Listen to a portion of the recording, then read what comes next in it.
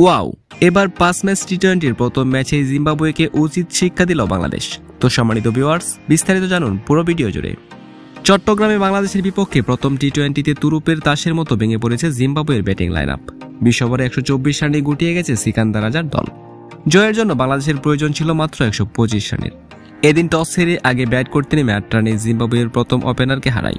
তবে পরের ওভারে শেখ মেহেদীর বলে আরো একটি উইকেট হারায় সফরকারীরা। এরপর একের পর এক উইকেট তুলতে থাকে বাংলাদেশি বোলাররা।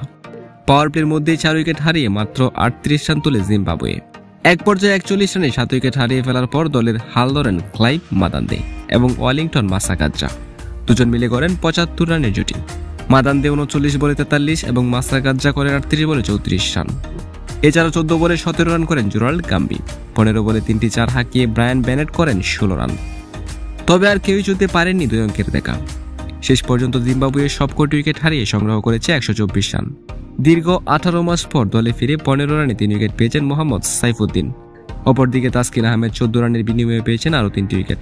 এছাড়া 2টি করে উইকেট পেয়েছেন শেখ মেহেদী হাসান।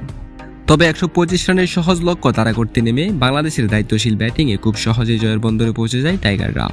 তো সম্মানিত ভিউয়ার্স, বাংলাদেশের এমন দাপটে জয়ে আপনি কতটা খুশি হয়েছেন তা অবশ্যই কমেন্ট করে জানিয়ে দিন।